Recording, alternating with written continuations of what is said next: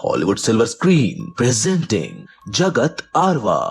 कहानी की शुरुआत में हमें एक आदमी को दिखाया जाता है जो एक जगह पर सिर काटने वाली मशीन को देख रहा था। इस मशीन से पुराने समय में लोगों को उनका गला काटकर सजा दी जाती थी। वो इस मशीन को देख ही रहा होता है कि तभी उस मशीन का ब्लेड अपने आप नीचे गिर जाता है, जिसकी वजह से उसका हाथ कट जाता है और तभी उस मशीन में से एक इविल स्पिरिट बाहर आती है और उसे पकड़कर अपने साथ ले जाती है। जिसके बाद हमें जगत स्टोन के बारे में बताया जाता है, जो एक काफी ताकतवर और शक्तिशाली स्टोन है। जगत स्टोन ह्यूमन वर्ल्ड और स्पिरिट वर्ल्ड को जोड़े रखता है। इसका काम है इन दोनों दुनिया के बीच में बैलेंस बनाए रखना। काफी समय पहले कुछ इविल और डार्क स्पिरिट्स ने जगत स्टोन को हासिल करने की कोशिश की थी, लेकिन इन इविल और डार्क स्पिरिट्स को रोकने के लिए कुछ लोग सामने आए, जिन्होंने अच्छे स्पिरिट्स की मदद से इन इविल स्पिरिट्स को हराकर दोनों वर्ल्ड में बैलेंस बनाया। आगे जाकर इन लोगों को आदित्य क्लैन का नाम मिला और तभी से ही आदित्य क्लैन की ब्लड लाइन के लोग जगत स्टोन की रक्षा करते आ रहे हैं। जिसके बाद हमें इस कहानी का मेन कैरेक्टर रागा दिखाया जाता है, जो अपने दोस्तों के साथ म्यूजिक की प्रैक्टिस कर रहा होता है।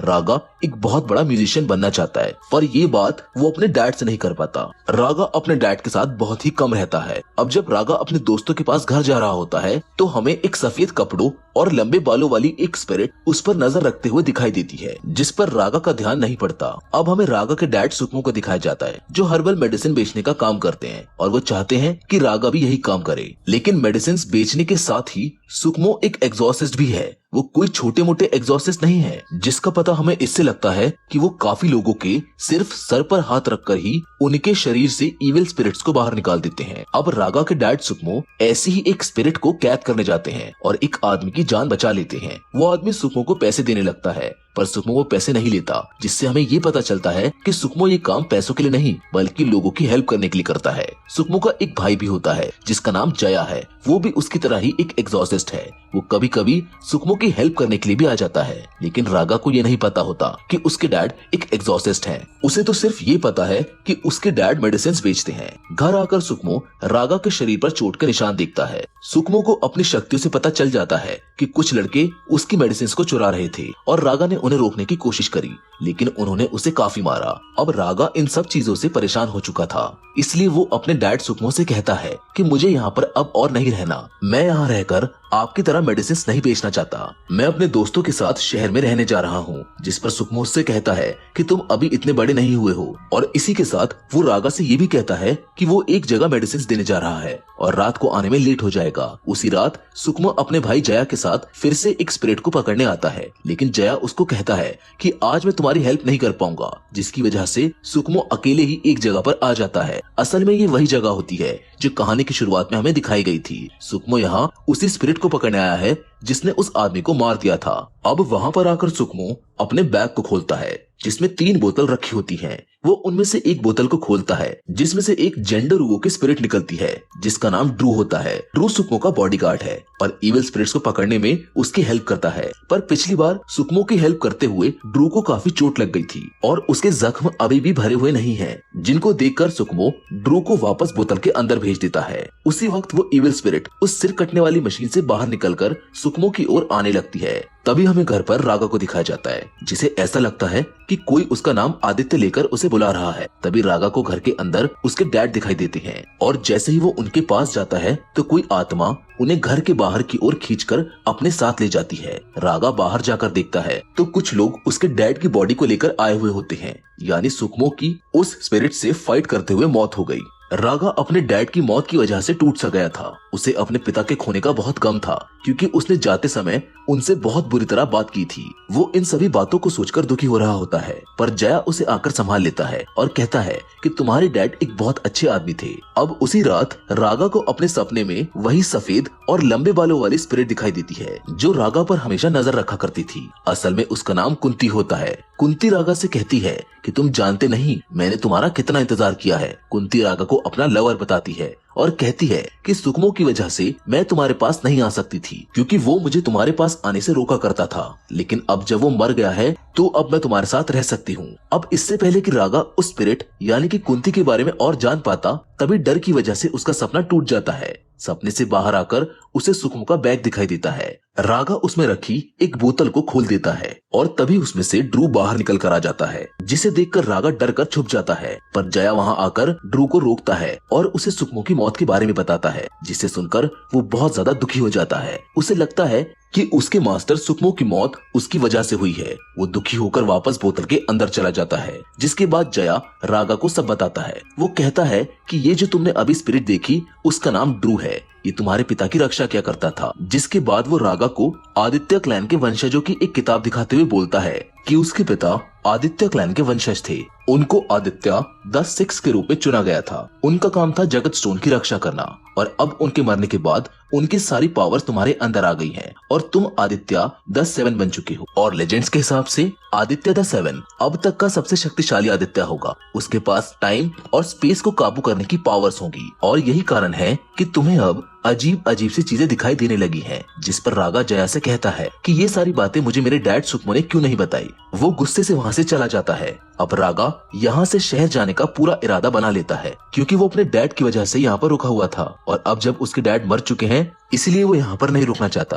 अब अगली सुबह रागा शहर जाने के लिए निकल जाता है, पर ड्रू उसका पीछा करने लगता है। रागा ड्रू से कहता है कि मेरा पीछा मत करो, जिस पर ड्रू बोलता है कि मैं तुम्हारे डैड आदित्य द सिक्स का बॉडीगार्ड था, और अब जब तुम आदित्य द सेवन बन चुके हो तो मैं तुम्हारी रक्षा करूंगा। जिस पर रागा गुस्से में ये बोलकर वहाँ से चला जाता है कि तुम मेरे डैड को तो बचा नहीं पाए, मेरी रक्षा क्या करोगे। जिसके बाद रागा अपने दोस्तों के साथ एक कार में बैठ जाता है, पर ड्रू उसका पीछा नहीं छोड़ता। वो भी उसके साथ कार में ही आ जाता है, लेकिन रागा के अलावा ड्रू को कोई भी नहीं देख सकता था। वहीं दूसरी ओर कुंती ने भी अब एक सुंदर लड़की का रूप ले लिया है और वो रागा की तरफ ही आ रही है। अब सभी लोग कार में बैठ जाते हैं, पर तभी कार के ड्राइवर के अंदर एक इविल स्पिरिट आ जाती है और वो रागा को मारने लगती है। लेकिन उस इविल स्पिरिट को ये नहीं पता होता है कि ड्रू भी वहाँ पर मौजूद है। ड्रू उस स्पिरिट को पटक पटक कर मारने लगता है, और तभी वहाँ पर जया आकर उस स्पिरिट को अपने अंदर ले लेता है। वो रागा से कहता है कि तुम्हें अपनी शक्तियों को कंट्रोल करना सीखना होगा, वरना तुम्हारी जान को खतरा हो सकता है, क्योंकि अब तुम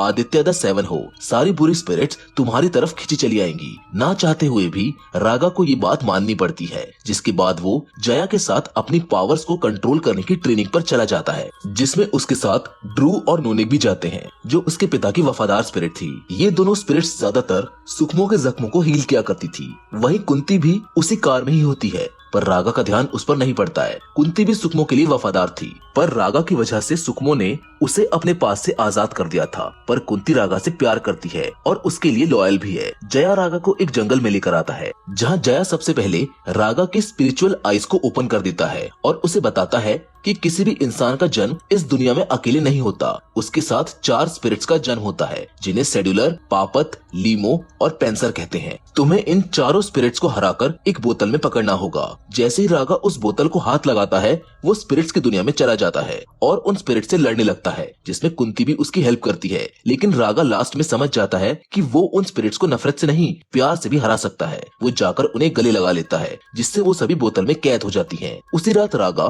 कुंती को उसकी हेल्प करने के लिए शुक्रिया बोलता है और कहता है कि क्या हम पहले कभी मिले हैं। जिस पर कुंती उसे कहती है कि मैं तो तुम्हारे बचपन से ही तुम्हारे साथ हूँ। मैंने तुम्हारी जिंदगी का हर एक पल देखा है और तुम्हारी मदद की है। वो तो तुम ही हो जो मुझे देख नहीं पाते थे। ये सारी बातें सुनकर रागा को बहुत अजीब लग रहा होता है, पर वो कहीं ना कहीं खुश भी था, क्योंकि कोई तो हमेशा से उसके साथ ही था। वो कुंती को गिटार बजाकर एक गाना भी सुनाता है और बातों ही बातों में वो दोनों अच्छे दोस्त बन जाते हैं। लेकिन रागा के वहाँ जाने के बाद जया कुंती के पास आता है, जो उसे कहता है कि तुम रागा से दूर रहो, क्योंकि ये बात तो तुम भी जानती हो कि रागा और तुम कभी भी एक नहीं हो सकते। तुम एक स्पिरिट हो और वो एक इंसान। ये बातें कुंती को बहुत बुरी लगती है और वो बिना कुछ बोले वहाँ से चली जाती है। अब अगले दिन जया रागा को ट्रेनिंग के लिए डेथ फॉरेस्ट में ले जाता है, जिस पर रागा जया से ये पूछता है कि कुंती कहाँ है, वो हमारे साथ क्यों नहीं आई। जया उसे कहता है कि इन सब चीजों के बारे में मत सोचो, अपना पूरा ध्यान ट्रेनिंग पर लगाओ। डेथ फॉरेस्ट में रागा का सामना उसी आदमी से होता है जिसे कहानी की शुरुआत में इविल स्पिरिट अपने साथ ले गई थी, पर अब वो उस स्पिरिट के बस में है। वो रागा को मारने के लिए उस पर बार बार हमला करने लगता है, लेकिन अब की बार रागा उसके शरीर पर हाथ रखकर उसका टाइम स्टॉप कर देता है, जिसकी वजह से वो हवा में ही अटका रह जाता है। और तभी वहाँ पर जया आकर उसके शरीर में से इविल स्पिरिट को निकालकर अपने अंदर ले लेता है, जिसे देखकर ड्रू रागा पर हंसने लगता है और बोलता है कि तुम कैसे आदित्य हो जो स्पिरिट्स को हराने के लिए दूसरों की हेल्प ले रहे हो। तुम्हारे पिता ऐसे नहीं थे, तुम कभी भी उनकी तरह नहीं बन पाओगे। जिस पर रागा उसे बोलता है कि मैं कभी भी आदित्य बनना ही नहीं चाहता हूँ, और तुम भी तो मेरे डैड की सही से रक्षा नहीं कर पाए, जिस वजह से वो मारे गए। रागा गुस्से में आ जाता है और गुस्से में आकर वो ड्रू की बोतल को तोड़ देता है और उससे कहता है कि जाओ, अब तुम आजाद हो और तुमको मेरी रक्षा करने की कोई जरूरत नहीं है। ये बात ड्रू को बहुत बुरी लगती है और वो वहाँ से चला जाता है। जया रागा को आकर कहता है कि तुम्हारे डैड के मरने में ड्रू की कोई गलती नहीं थी। जिसके बाद अब हम देखते हैं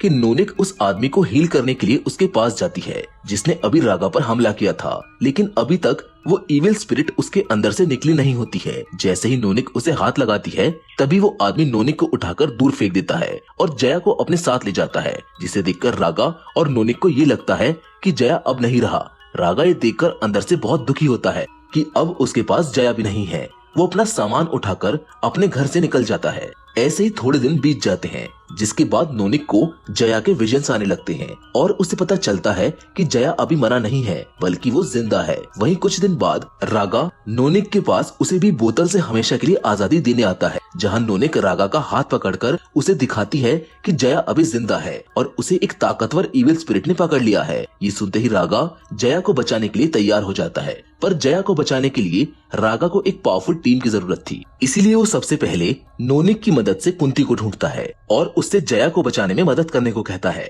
पर कुंती उसे मना कर देती है और बोलती है कि हम दोनों का एक साथ काम करना ठीक नहीं होगा। वो जया की बातों की वजह से अभी तक दुखी होती है, जिस पर रागा उसे कहता है कि तुमने तो मुझसे ये कहा था कि तुम मेरे आने का बरसों से इंतजार कर रही थी, और अब जब मैं तुम्हारे सामने खड़ा हूँ और तुम्हें अपने साथ आने के लिए बोल रहा हूँ तो तुम मना कर रही हो। ये बात सुनकर कुंती रागा के साथ जाने के लिए तैयार हो जाती है, जिसके बाद वो ड्रू के पास जाता है और उससे माफी मांगता है कि मुझे मेरी पिछली बातों के लिए माफ कर दो, मैं चाहता हूँ कि तुम जया को बचाने में मेरी मदद करो। जिस पर ड्रू उसे मना करते हुए कहता है कि तुमने ही तो मुझे अपने पास से आजाद किया था और अब चाहते हो कि मैं तुम्हारी मदद करूं। जिस पर रागा ये कहकर वहाँ से चला जाता है कि अगर तुम मेरा साथ नहीं दोगे तो शायद इस लड़ाई में मेरी जान भी जा सकती है। रागा के जाने के बाद ड्रू अपने लीडर के पास जाता है और उससे कहता है कि आज तक कोई भी आदित्य ने हम जेंडेरुवो से यहाँ आकर माफी नहीं मांगी। इस लड़के में कोई तो बात है और मैं इसे इसके पिता की तरह मरने नहीं दे सकता। मेरी वजह से ही सुकमो मारे गए थे। अगर मैं उस दिन बोतल के अंदर वापस न जाता तो शायद आज आदित्य द सिक्स हमारे साथ होते। मैं वो गलती दोबारा नहीं करूंगा। जिसके बाद ड्रू अपने लीडर से और पावर्स मांगता है ताकि वो रागा को बचा सके, जिस पर उसका लीडर उसे कहता है कि मैं तुम्हें पावर्स दे तो दूंगा, लेकिन वो पावर्स लेने के बाद तुम रागा के साथ सिर्फ 1 साल तक ही रह पाओगे, क्योंकि उसके बाद तुम्हारी स्पिरिट गायब हो जाएगी। ड्रू उसकी इस बात को मान लेता है, जिसके बाद उसका लीडर उसे अपनी पावर्स देने लगता है, जिससे वो और ज्यादा पावरफुल हो जाता है। अब रागा, नोनिक और कुंती जया की एनर्जी को फॉलो करते हुए उसी जगह पर आ जाते हैं जो जगह हमें कहानी की शुरुआत में दिखाई गई थी, जहाँ पर वो सिर कटने वाली मशीन रखी थी। वो जैसे ही उस जगह के अंदर जाते हैं तभी इविल स्पिरिट कुंती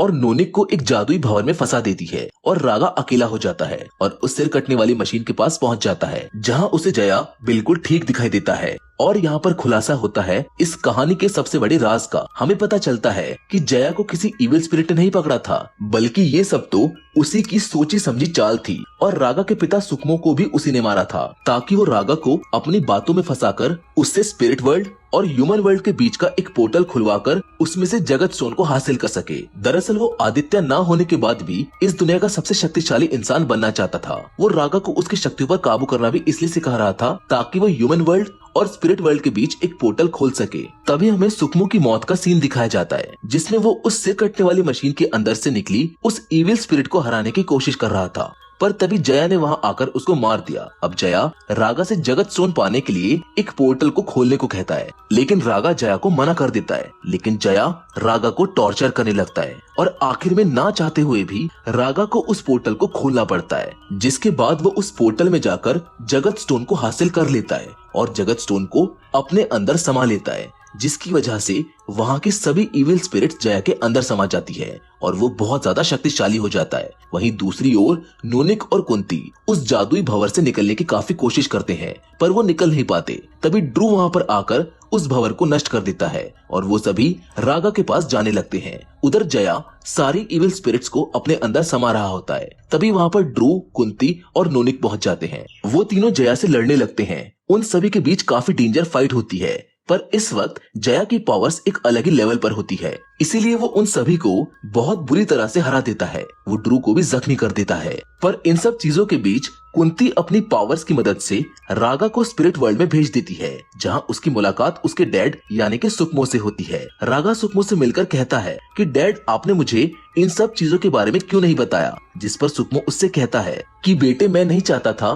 कि तुम भी मेरी तरह इस लाइफ को जियो। मैं चाहता था कि तुम अपने मन की करो। मैं तुम्हें कभी भी इस मुसीबत में डालना नहीं चाहता था। रागा को अब ये एहसास होने लगता है कि वो अपने डैड के बारे में कितना गलत सोचता था। वो सुकमो से माफी मांगता हुआ ये पूछता है कि अब मैं जया को कैसे हराऊं, जिस पर सुकमो उसे बताता है कि तुम्हें अपनी शक्ति पर विश्वास करना होगा। तुम अब तक के सबसे ज्यादा शक्तिशाली आदित्य हो, तुम उसे हरा सकते हो। तभी रागा वापस ह्यूमन वर्ल्ड में आ जाता है, लेकिन अब उसे अपनी शक्ति पर विश्वास हो गया था कि वो कौन है। वो अब बहुत पावरफुल हो गया था। वो जया को मारने लगता है, जिसे देखकर जया समझ जाता है कि शायद अब ये अपनी पावर्स का इस्तेमाल करना सीख गया है, इसलिए वो रागा को मारने के लिए उस पर हमला कर देता है। पर तभी रागा टाइम को स्टॉप करके जया के अंदर से जगत स्टोन को निकालकर उसे अपने अंदर समा लेता है। रागा जया को मारने ही वाला होता है, लेकिन जया उसे इमोशनल करने की कोशिश करता है और जैसे ही रागा का ध्यान उस पर से हटता है, वो एक बार फिर से पीछे से उस पर हमला कर देता है। लेकिन तभी ड्रू वहाँ पर आकर जया के वार को अपने ऊपर ले लेता है और बोलता है कि मास्टर रागा, मेरी पीठ पर एक मंत्र लिखा हुआ है, उसको जल्दी पढ़िए। रागा उस मंत्र को पढ़कर एक पोर्टल खोलता है और उसके अंदर जया को फेंक देता है, जिसकी वजह से जया की मौत हो जाती है और रागा की पूरी टीम रागा के साथ घर चली जाती है। जिसके बाद रागा अपने डैड सुकमो के कदमों पर चलने की ठानता है। वो भी अपने डैड की तरह ही लोगों की हेल्प करना चाहता है। उसके इस सफर में ड्रू भी उसके साथ जाने को कहता है। ड्रू अपने पैरों पर बैठकर रागा के लिए अपनी वफादारी की कसम खाता है। रागा भी उसे अपने साथ ले जाने के लिए मान जाता है। तभी नोनिक रागा को फ्यूचर का एक सीन दिखाती है, जिसमें एक आदमी रागा को ढूंढ रहा होता है, जहाँ पर नोनिक कहती है कि ये फ्यूचर तुम्हारा इंतजार कर रहा है और तुम इसका हिस्सा हो। नोनिक भी रागा के साथ जाना चाहती है, इसलिए वो भी अपनी बोतल में चली जाती है। उधर रागा कुंती से प्यार करने लगा था, इसलिए वो कुंती से अपने साथ चलने को कहता है, जिस पर कुंती उसे मना ही नहीं कर पाती है। और यहाँ से शुरू होता है रागा की लाइफ का दूसरा चैप्टर, जहाँ वो आदित्य द सेवेंथ बनता है। रागा अपनी टीम के साथ अपने इस सफर पर निकल जाता है और इसी के साथ ये कहानी यहाँ पर खत्म हो जाती है। हम उम्मीद करते हैं कि आपको इस फिल्म की कहानी पसंद आई होगी। बाकी अगर आपको ऐसी और फैंटेसी मूवीज देखनी है तो आप हमें कमेंट करके बता सकते हैं, या फिर आप हमें कमेंट बॉक्स में मूवी का नाम सजेस्ट कर सकते हैं। बाकी फिलहाल तो आज की इस वीडियो में बस इतना ही, लेकिन हम फिर से जरूर मिलेंगे एक और नई इंटरेस्टिंग कहानी के साथ। पर तब तक के लिए धन्यवाद।